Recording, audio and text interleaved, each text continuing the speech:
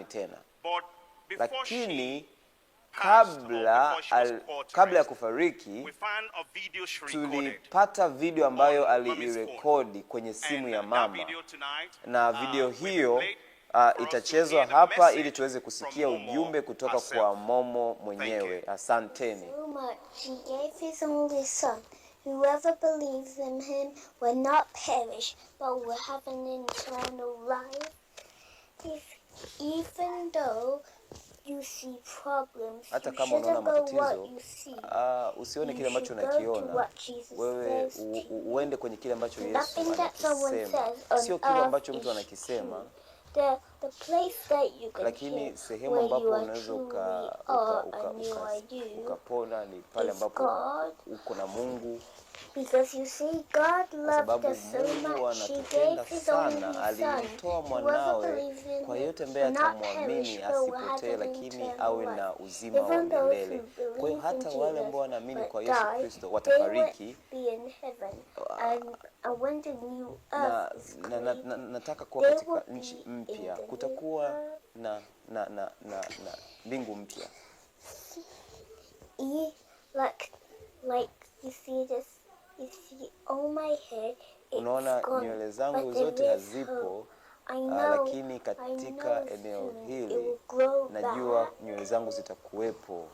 Sometimes it's hard to believe, Wakati but we mwingine ni have to vigumu keep on kuamini, trusting Jesus, lakini tunatakiwa kuendelea because kumwamini Jesus Yesu kwa is sababu our way Yesu maker. ndio He muumbaji He wetu, makes light in the dark. analeta Even though we mwanga don't kwenye see giza, it, hata kama even though we don't hata see kama what God promised us, He is doing it. yeye We just anatusikiliza. have to have Tunatakiwa kuwa na imani.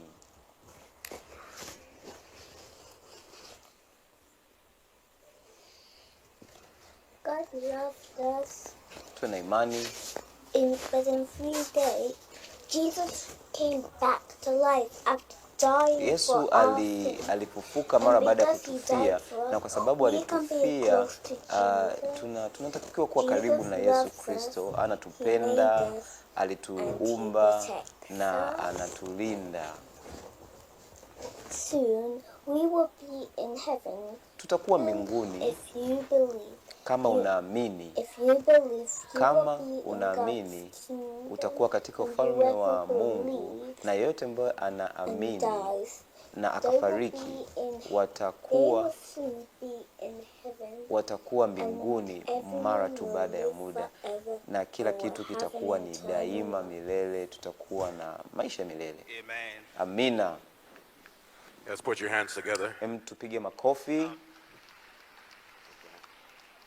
So, just to say this, Kwa kusema book tu she wrote, hiki, kitabu ambacho we published aliandika, it, Birmingham Children's Hospital, tumekitoa they adopted it as na a resource, part of the thing pale they use hospitali for children in the wakakichukua hospital there.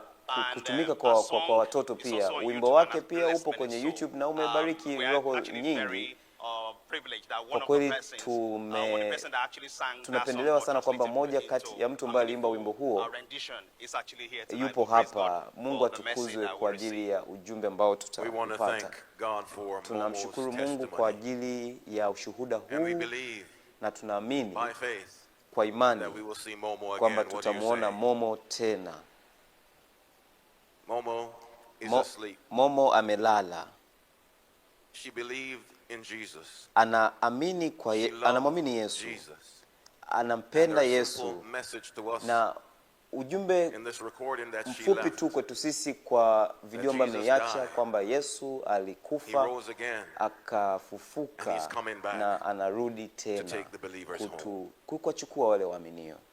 The next face that Momo will see Kile ambacho face Momo of atakiona Jesus that tena she loves. itakuwa ni sura ya Yesu Kristo ambaye anampenda, And when she arises, na the head atakapoinuka that had no hair, nywele will ambayo have hair. kichwa ambacho kilikuwa kina nywele The body that was kitakuwa racked na with nywele, disease na will mwili no ambao longer have ulikuwa na disease. magonjwa hautakuwa na For magonjwa the Lord tena, himself, kwa kuwa Bwana mwenyewe, For the Lord kwa kuwa himself, Bwana mwenyewe, for the Lord kwa himself kuwa Bwana shall mwenyewe descend atashuka from heaven with a kutoka shout, mbinguni na with the mwaliko voice of the archangel na sauti ya malaika and the mkuu trumpet of God. na na tarumbeta ya Bwana, na wale waliokufa katika Kristo watainuka kwanza. So Brother Bayo, Kwa hiyo kaka Bayo and to your wife Toyin, na mke wako Toyin, we know you tunajua miss kwamba Momo, mnamkumbuka Momo, but remain faithful. lakini endelea kuwa na imani, endelea kuwa na You imani, will see Momo. mtamuona Momo tena. So may God bless you Mungu and keep you. akubariki May he renew na your Mungu strength. akulinde, aweze May kukupatia he renew nguvu your hope tena, aweze that kukupatia Jesus tumaini kwamba is indeed Yesu kwa kweli coming anarudi again. tena.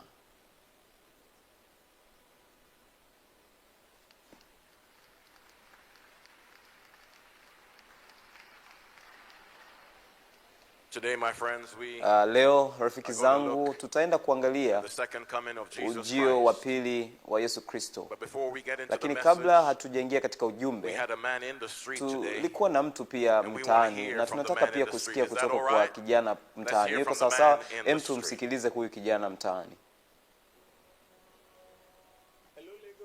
Habari Lagos, ni Kevin hapa mitaani. Leo hii nina swali moja pia. Je, unaamini kwamba Yesu anarudi na itakuwaje atakaporudi mara ya pili? Hem, tusikize kutoka kwako. Asante. Ya, ninaamini. Unaaminije na itakuwaje? Sijui itakuwaje, lakini mimi najua tu kwamba atarudi na najua ni hivi karibuni tu, kwa sababu ya vitu ambavyo alivisema vimekuwa kwenye Biblia kwamba vitatokea, kwamba dunia inakaribia mwishoni, vinatokea sasa. Kulingana na imani yangu kwamba Yesu angerudi na kisha hukumu itaenda kutokea. Kwa hiyo atarudi. Ndio, ninaamini kwamba Yesu atarudi tena. Ni ishara zipi sasa? Ni zipi ni viashiria? Imeandikwa kwenye Biblia kwamba anaenda kuandaa sehemu, kwamba akirudi atatuchukua kwenda kwenye ile eneo ambalo anaandaa. Kwa hiyo imeandikwa kwenye Biblia, ninaamini. Kwa hiyo ni kweli kabisa atarudi. Itakuwa tu ni itakuwa tu kama yani kwa muda mfupi tu. Itakuwa kama atakuja kama Together for a man in the street.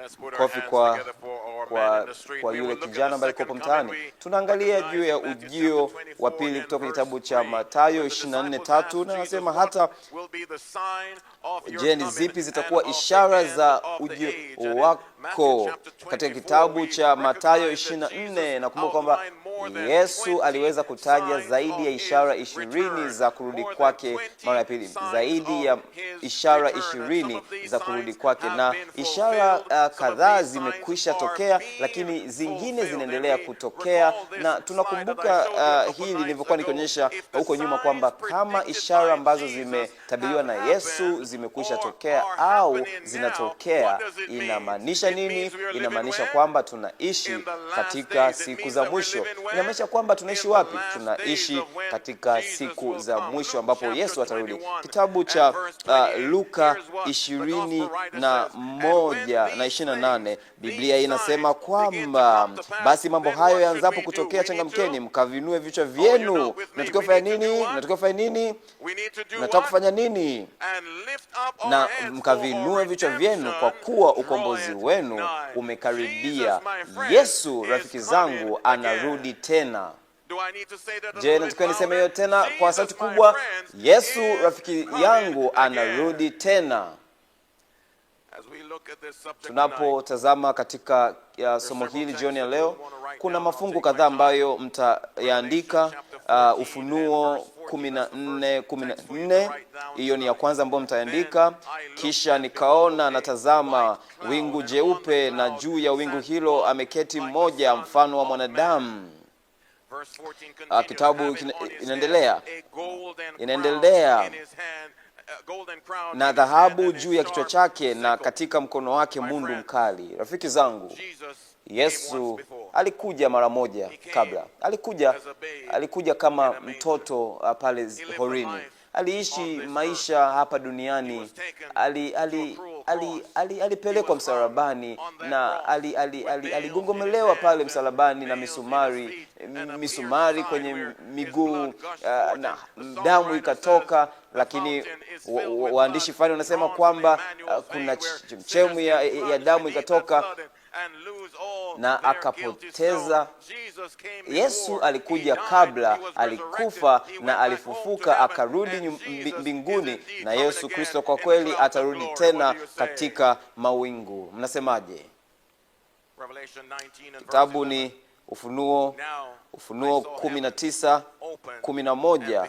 Biblia inasema, kisha nikaziona mbingu zimefunuka, na tazama farasi mweupe, na yeye aliyempanda aitwaye Mwaminifu wa Kweli, naye kwa haki ahukumu na kufanya vita.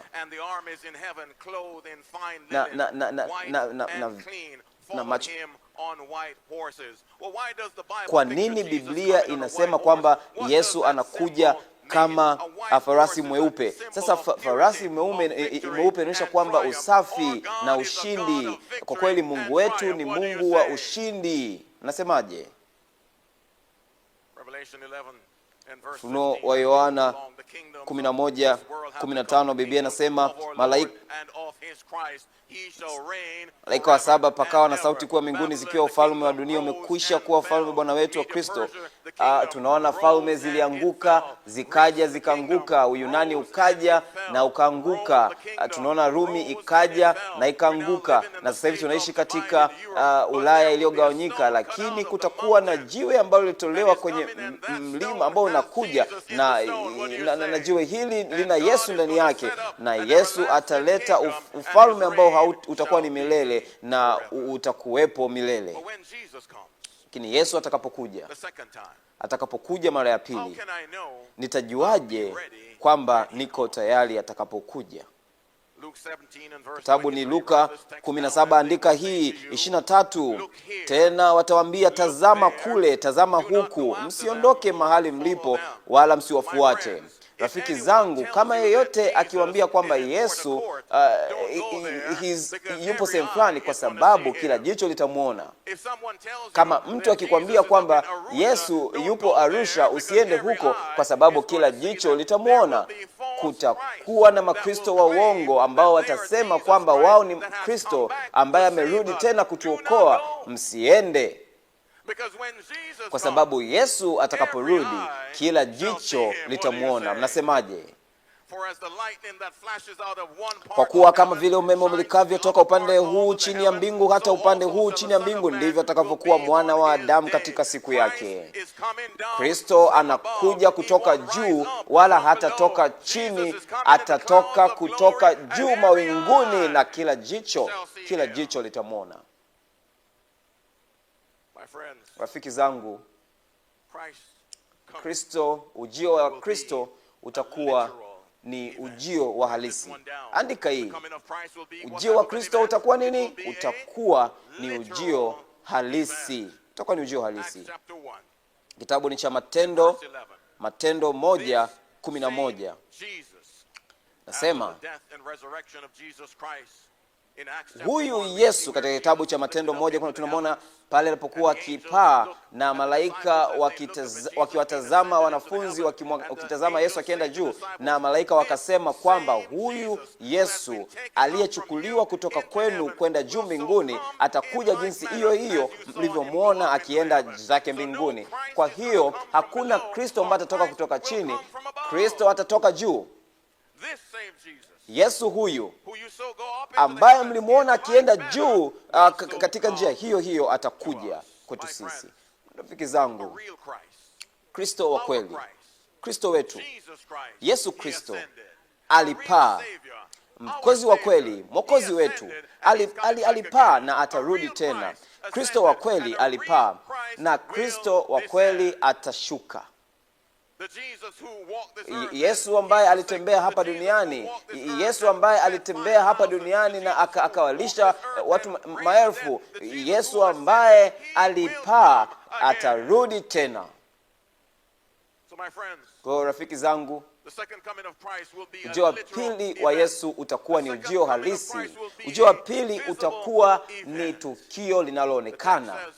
Biblia inasema kwenye kitabu cha tazama anakuja na mawingu na kila jicho litamwona. Hicho ndicho ambacho Biblia inasema, kwamba tazama yuaja na mawingu, tazama yuaja na mawingu na kila jicho litamwona. Ujio wa Yesu Kristo ni ujio halisi, utatokea lakini pia utaonekana, kila jicho litamwona.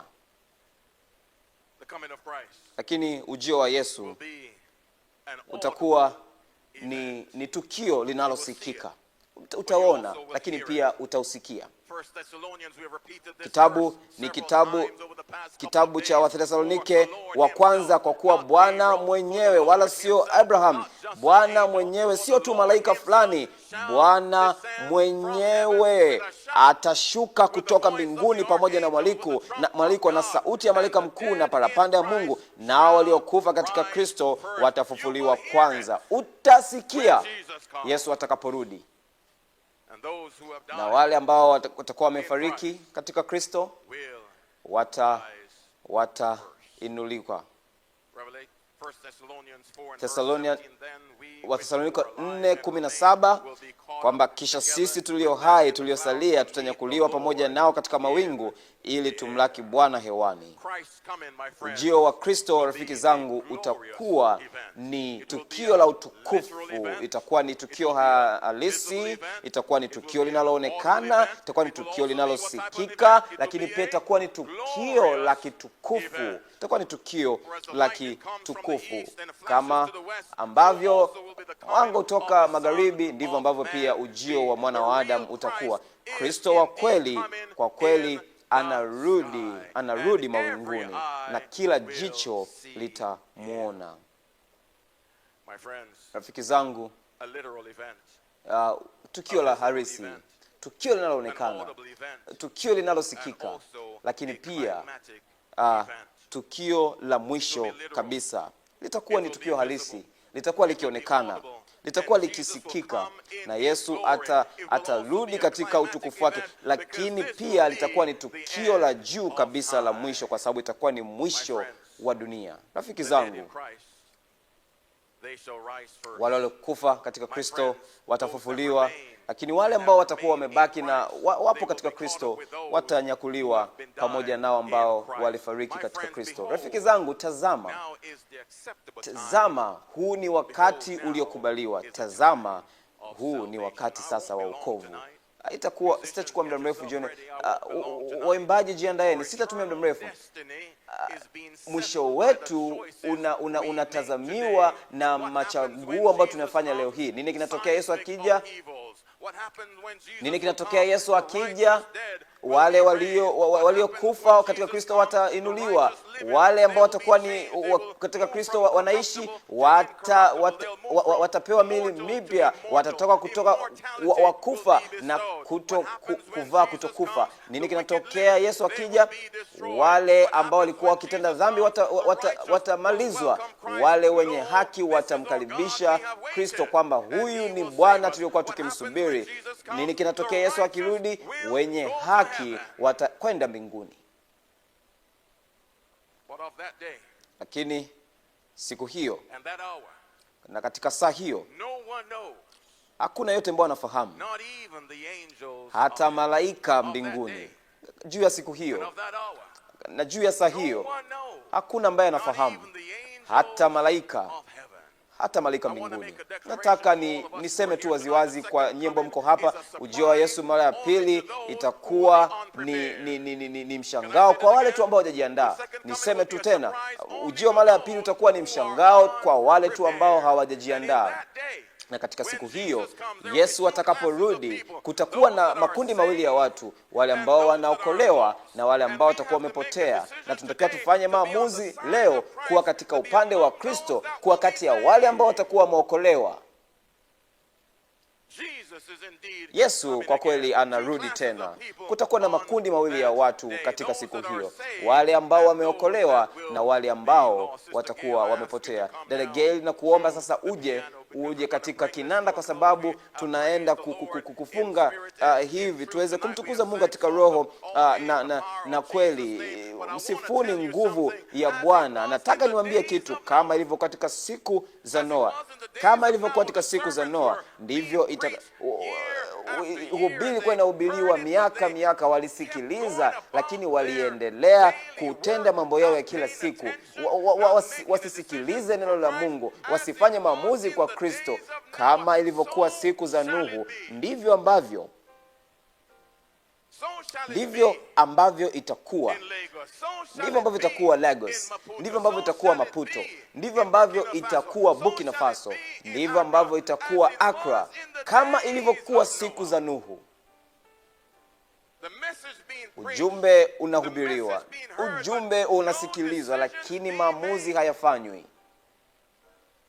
My dear friends, Rafiki zangu wapendwa, this message doesn't have ujumbe to be huu long. hautakiwi This kuwa message is mrefu simple. sana. Ujumbe huu ni Jesus mwepesi. is coming Yesu again. anarudi tena. Are you ready Je, uko for tayari? Jesus to Uko come? tayari kwa Yesu What is kurudi? keeping you? Ni kipi ambacho kinakuzuia? What is keeping you Ni from kipi ambacho making a decision kinakuzuia for Christ? usifanye What is maamuzi kwa ajili ya keeping you? Kristo? Ni Is it kipi your kinakuzuia? job? Je, ni Is kazi it your yako? family? Je, ni familia Is it yako? your friends? Je, ni marafiki What is zako? keeping you Kipi kinakuzuia? from being ready Kipi for kinakuzuia Jesus to kutokuwa come? tayari kwa ajili ya ujio wa Yesu Kristo? Some persons came Kuna here last watu night walikuja jana and usiku could have left na wangeweza kutoka or could have died au while they wangeweza were here kufariki wakiwa hapa without a decision. bila kufanya maamuzi. Some persons left and on Kuna their way, watu something could have happened. inawezekana What's kitu fulani keeping kingetokea. Sasa kipi kinakuzuia? from making a decision? Kipi kinakuzuia usifanye maamuzi? My friends, Rafiki zangu, Jesus is coming again. Yesu anarudi tena.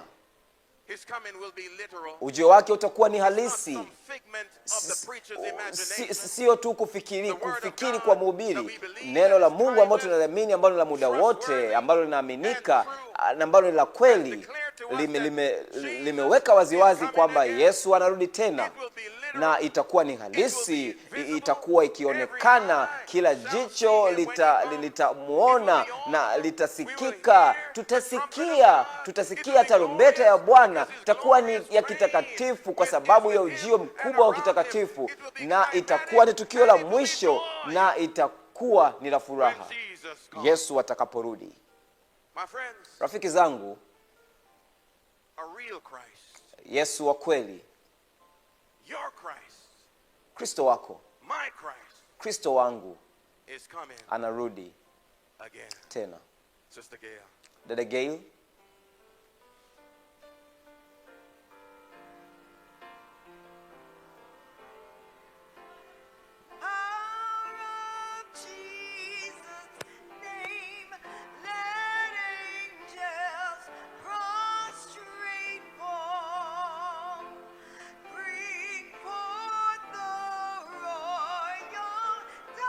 Diadem and crown him.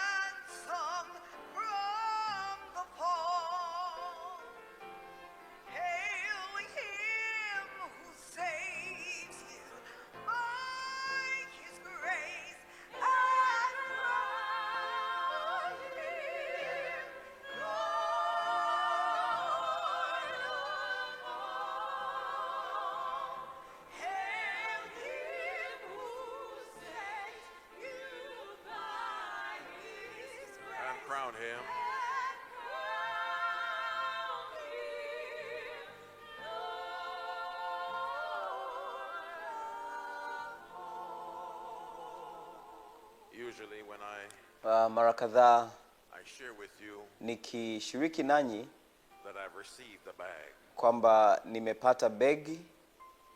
Do you like what was in the bag today? Mnapenda kile ambacho kilikuwa kwenye begi leo? Pigeni makofi kwa ajili ya begi. And the more you applaud each Na time, mnapopiga makofi zaidi, mabegi zaidi yanazidi kuja, kaka Paul. so you can applaud again tonight. Kwa hiyo mnaweza for there mkapiga to be makofi another tena bag. ili kuwepo na begi jingine kesho. But as I was reflecting Na nilipokuwa natafakari on the bag juu ya begi and how excited I get na today to namna ambavyo nimefurahi na kufarijika kuona ambacho kipo kwenye begi na kushukuru wale ambao wanahusika na kile ambacho kipo ndani ya begi, it dawned on me ikaja kwangu mimi akilini mwangu kwamba kuna begi jingine, there's another bag, kwamba kuna begi jingine, and I'm looking for that bag. na ninatazamia begi hilo. Rafiki zangu, Jesus Yesu bringing analeta begi kwa ajili yangu. Jesus is bringing Yesu analeta begi kwa ajili yangu. Pigeni makofi kwa ajili ya Yesu. Jesus is bringing a bag for me. Yesu analeta begi kwa ajili yangu. Nina wazo juu ya kile ambacho kipo ndani ya begi lake, na katika begi hili sio kitu ambacho kinaonekana kama hivi. Of course ni kizuri, lakini sio kitu ambacho kinaonekana kama hivi. Jesus has in his Yesu ana kwenye begi lake kuna vazi jeupe. a white robe. Vazi jeupe. He has a white robe, Ana vazi jeupe. and I can't wait to Na get na my kwa white kweli robe. ninatazamia kupata vazi langu jeupe. Ninafurahi juu ya kile ambacho kipo kwenye begi la Yesu. Vipi wewe? Si tu kwamba Is there a robe, kuna vazi, Profesa, in the bag? lakini kwenye begi There's a crown. kuna taji. Oh, put your hands together for Empigeni Jesus. makofi kwa ajili ya Kristo. There's a crown. Kuna laid taji. up Taji imeandaliwa for the righteous. kwa ajili ya wale wenye haki. For God himself Kwa kuwa Bwana mwenyewe shall descend. atashuka. For God Kwa himself kuwa Mungu mwenyewe shall descend. atashuka. With the trump of God, the dead in Christ Na wale waliokufa katika shall rise Kristo first. watafufuliwa And those that kwanza, remain na wale ambao watakuwa and wamebaki alive na wanaishi watanyakuliwa together with him pamoja naye in the air.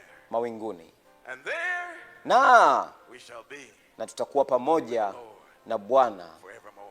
milele na But milele. he's bringing a bag, Na analeta begi, a white robe, analeta vazi jeupe, a spotless robe, vazi jeupe ambalo halina that has been doa, washed ambalo in the blood of limetakaswa kwa damu ya mwana the Lamb. Has been kondoo, washed in the blood of the Lamb. imetakaswa A kwa white damu ya robe, mwana kondoo, vazi jeupe, and also na pia a crown. analeta taji. But I want to tell you something. Nataka niwaambie kitu, He's not bringing wala haleti begi just for me.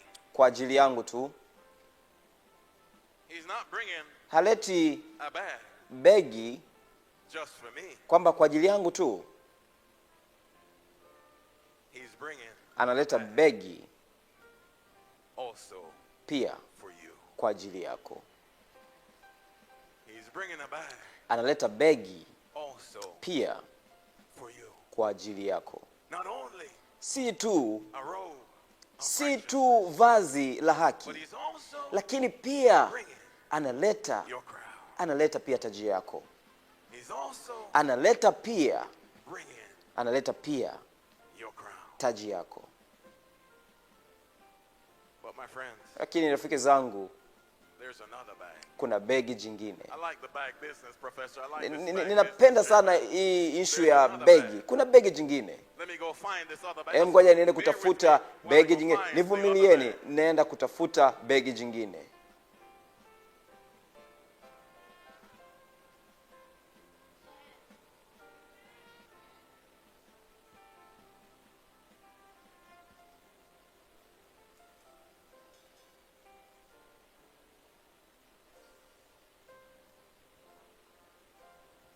For you to get Kwa hiyo ili wewe uweze kupata begi hili this bag unahitaji begi with this hili baptismal robe. likiwa na vazi la ubatizo. For you to get Ili this bag uweze with kupata begi this robe, hili likiwa na vazi hili, you need this bag unahitaji begi hili with this robe. likiwa na vazi hili. Oh, hail the power Msifuni, of Jesus' name. msifuni nguvu za Bwana Kristo. When we make a decision for Christ, Tunapofanya uamuzi kwa ajili ya when we Kristo, take a public stand for Christ, tunapoweka wazi mbele ya watu, when you use this robe and unapotumia enter vazi into the hili grave na of kwenda baptism, kwenye kaburi lile la maji, kaburi la ubatizo, have utakuwa this bag, na begi a robe of righteousness. likiwa na vazi la haki kwa ajili yako, lakini pia na taji kuiweka On your head. kichwani mwako. If you want this robe, Kama unataka vazi hili, nitakuomba uweze kusimama. Kama unataka vazi hili kwa ajili ya Yesu Kristo atakaporudi, nataka uweze kusimama. Kama unaamini kwamba Mungu ana begi kwa ajili yako na lina vazi la haki, put your hands together for mpigeni Jesus Christ. makofi kwa ajili ya Yesu Kristo. He's coming in glory. Anakuja katika utukufu. It will be a literal event. Itakuwa ni tukio la halisi, itakuwa ni tukio linalosikika, itakuwa ni tukio la juu kabisa la kihitimisho, itakuwa ni tukio la furaha. Bag for you. And it is Atakuwa your white na robe. begi hili lenye vazi jeupe. But my friends, Kile rafiki zangu,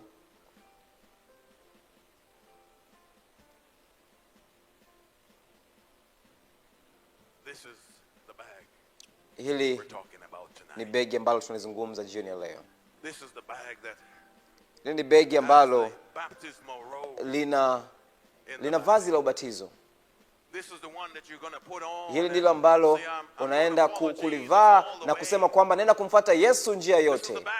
Hili ni begi ambalo I accept Jesus linasema Christ as my namkubali personal Yesu Savior. kama Bwana na Mwokozi. This is the bag that says, Hili ni by begi faith ambalo I accept linasema the gift kwa imani na ikubali that he gives to me. kipawa ambacho God alinipatia so loved mimi, the kwa kuwa world. Bwana Moses said in our Bwana testimony, God so loved the kwa kuwa world Bwana that he Mungu gave his alimpenda only ulimwengu begotten kwamba Son, akamtoa mwanawe that pekee, kwamba yeyote whosoever atakayemwamini, believeth on him yeyote should not atakayemwamini perish, asipotee, but have everlasting lakini life. awe na uzima wa Do you believe in milele. Jesus Je, Christ?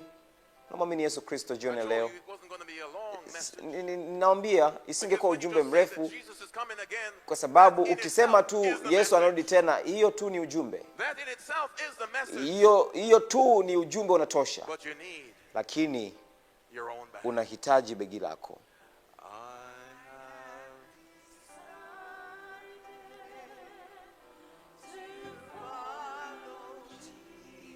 I have decided Nimeamua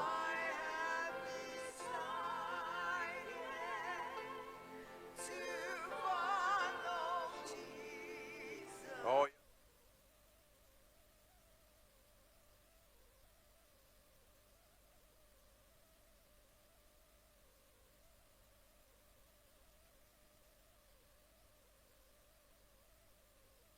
this place. katika eneo hili.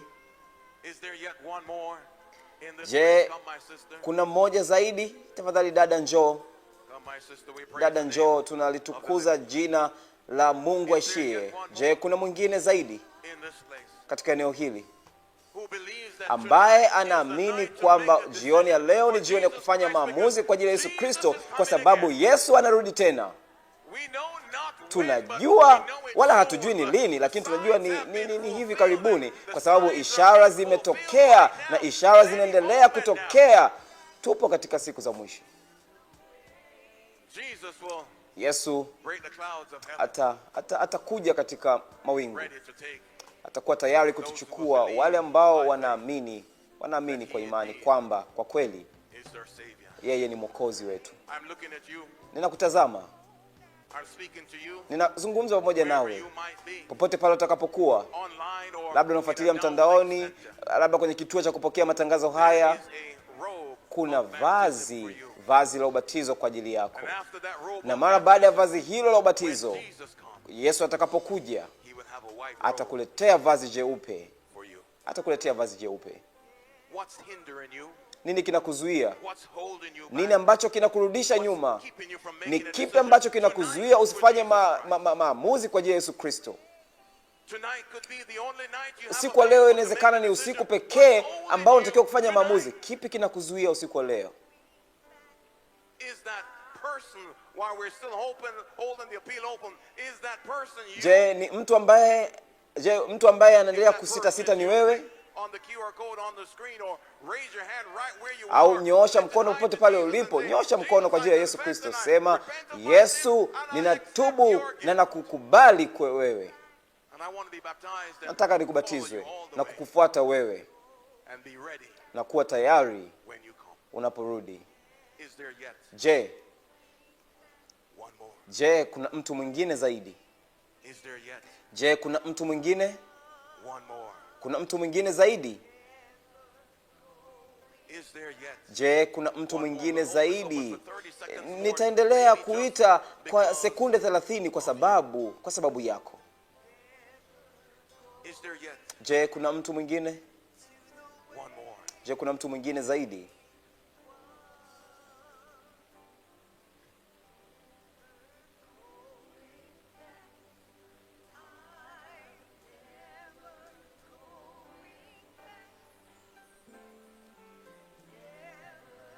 Bring the music down. Bring the music down. Weka mziki kwa chini kidogo, sauti yake iwe chini. One more. Kama kuna mtu mwingine, In the silence kama kuna of mtu, this place, as the Spirit moves, Roho anapokuwa katika eneo hili, that person, je, mtu huyo ni wewe? is that person Je, mtu huyo ni wewe who still needs to make ambaye bado anatakiwa kufanya maamuzi kwa ajili ya Yesu Kristo? is that person? Je, mtu huyo ni wewe? Maybe we're holding this open Labda just a while longer for tunaendelea kuchukua muda zaidi kwa ajili yako. Labda ni wewe ambaye unifuatilia mtandaoni. Labda ni wewe ambaye haupo hapa, lakini ni wewe. what's keeping you back? Ni kipi kinakuzuia? What's holding you Ni down? kipi kinakurudisha nyuma? Is that person Je, mtu huyo you? ni wewe? Jesus Yesu wants to give you anataka kukupatia a white robe. vazi jeupe. Jesus Yesu wants to give you anataka kukupatia, a crown. anataka kukupatia taji. But before Lakini kabla that robe ya vazi hilo and that crown, na taji hiyo, here's the robe. vazi lipo hapa kwa ajili ya maamuzi yako. Here's the robe Vazi lipo hapa for your baptism. kwa ajili ya ubatizo wako. Je, mtu huyo? You. Je, mtu huyo ni wewe?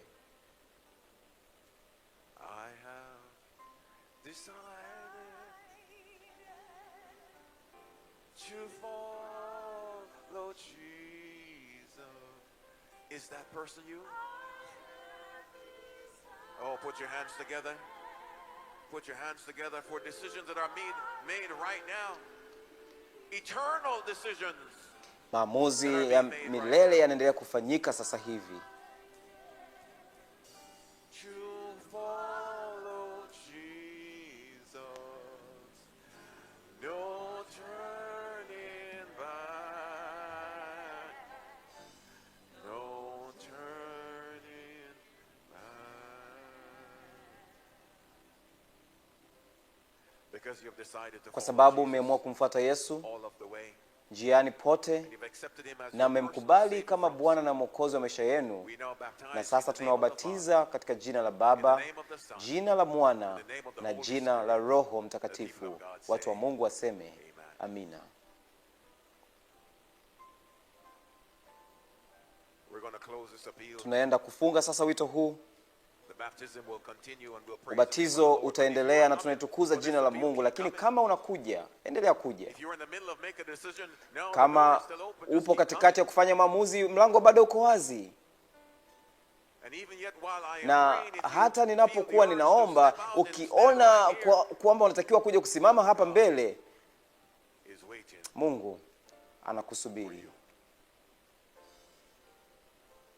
Oh, gracious God. Mungu Mwenyezi, During the course of the week, we wiki had a nzima good fellowship together. tumekuwa na wakati mzuri pamoja. We've Tumezungumza juu ya begi ambalo nimekuwa nikilipata kila jioni likiwa na nguo mpya. Lakini tunajua kwamba hakuna begi ambalo mwanadamu anaweza kulitoa ambalo litakuwa ni